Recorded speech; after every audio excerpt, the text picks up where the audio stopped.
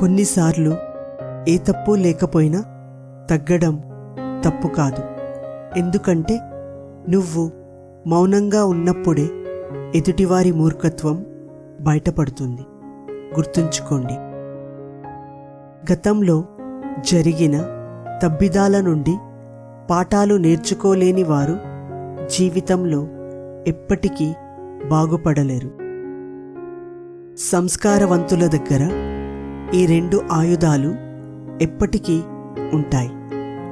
ఒకటి సమస్యలు పరిష్కరించుకోవడానికి చిరునవ్వు, రెండవది అసలు సమస్యలే రాకుండా ఉండడానికి మౌనం. అర్థమైందనుకుంటా. పరిస్థితులను బట్టి ప్రవర్తన మార్చుకో, తప్పులేదు. కానీ వ్యక్తిత్వాన్ని మాత్రం ఎప్పటికీ వదులుకోకు.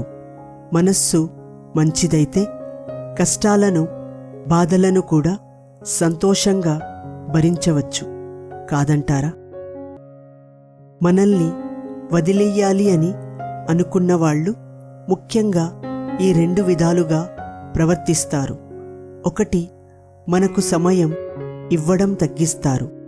ఇక రెండవది, మనకు ఇవ్వాల్సిన ప్రాధాన్యత వేరొకరికి ఇస్తారు. అర్థమైందనుకుంటా. సుత్తితో వేసే చివరి దెబ్బకి బండరాయి పగులుతుంది. దాని అర్థం వేసే మొదటి దెబ్బ పనికిరాదని కాదు. నిరంతరం మనం చేసే ప్రయత్నాల ఫలితమే విజయం. మన మనస్సును ఇబ్బంది పెట్టే విషయాల నుండి విముక్తి పొందాలి. ఏ విషయంలోనూ తప్పులు వెతకరాదు. తప్పులు వెతకడం ప్రారంభిస్తే ఆనందం కోల్పోతాము. పనిలేని వ్యక్తి తప్పకుండా దిగులు చెందుతాడు. కనుక క్షణం తీరిక లేని పనిలో మునిగిపోవడం అలవాటు కాకపోతే నిరాశ అనే సుడిగుండంలో పడిపోవాల్సిందే.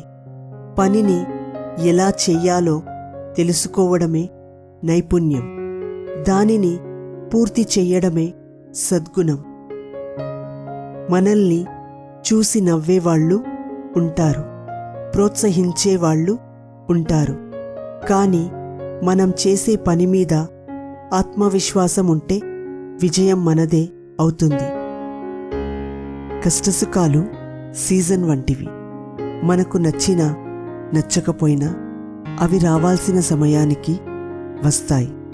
ఉండాల్సిన రోజులు ఉంటాయి, పోవాల్సిన సమయానికి పోతాయి. ఓర్చుకోవడం అలవాటు చేసుకోవడమే ఉత్తమం. నువ్వు ఉన్న స్థాయిలోనే ఉండాలంటే కష్టపడాల్సిన అవసరం లేదు. కానీ ఉన్నత స్థాయికి వెళ్ళాలంటే ఖచ్చితంగా కష్టపడాలి. కష్టపడ్డ వాళ్ళందరూ ఉన్నత స్థాయికి వెళ్ళకపోవచ్చు. ఉన్నత స్థాయిలో ఉన్న వాళ్ళందరూ కష్టపడ్డవాళ్లే. కన్నీళ్ళని ఎక్కువగా దాచుకోకు, అది లోపల నుంచి బాధ పెడుతుంది. అలా అని బయటకి ఎక్కువగా చెప్పుకోకు, అది ఎప్పుడూ బయట నుంచి భయపడుతుంది. మన పొరపాట్లు, మనపై విమర్శలు, లేనిపోని అపోహలు, అవహేళనలు, అపనిందలు, అవమానాలు, ఆవేదన, ఇవన్నీ మన గెలుపు నిచ్చెనకు ఉండే మెట్లు. కాబట్టి ఒక్కొక్క మెట్టు ఎక్కుకుంటూ ఈ తప్పులను తొక్కుకుంటూ ముందుకు సాగిపో. విజయం తథ్యం. ఒక్క బాధ 100 సంతోషాలను దూరం చేయగలదు. అదే 1000 సంతోషాలు ఒక్క బాధను కూడా దూరం చేయలేవు. అందుకే మనం ఆలోచించాలి. ఒకరిని బాధ పెట్టడం క్షణాల్లో పని, అదే సంతోష పెట్టడం మాత్రం మన తరం కాని పని. అందుకే మన మాటలు, పనులు ఇతరులను సంతోషపెట్టేవిలా కాకపోయినా బాధపడేలా ఉండకూడదు. మన ఇంటి కప్పులోని రంధ్రం ఎండలో మనకు కనిపించకపోవచ్చు, కానీ వానలో దాని బండారం బయటపడుతుంది. మనుష్యులు అంతే, సరైన సమయంలో వారి నిజస్వరూపం బయటపడుతుంది. మనిషి నోటిని 2 చోట్ల అదుపులో పెట్టుకోవాలి. 1 తినేటప్పుడు, 2 మాట్లాడేటప్పుడు. మొదటిది ఆరోగ్యం కాపాడుతుంది, రెండోది బంధాన్ని కాపాడుతుంది.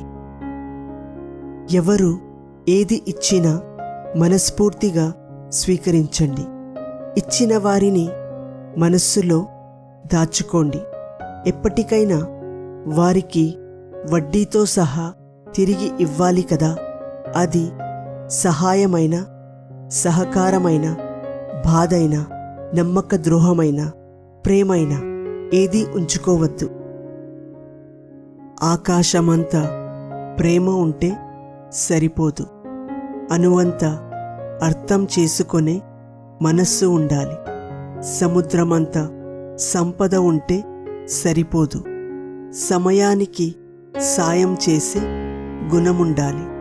అదృష్టమంటే అందం, ఐశ్వర్యం ఉన్నవాళ్ళు మన జీవితంలోకి రావడం కాదు, అర్థం చేసుకున్న వాళ్ళు రావడం నిజమైన అదృష్టం.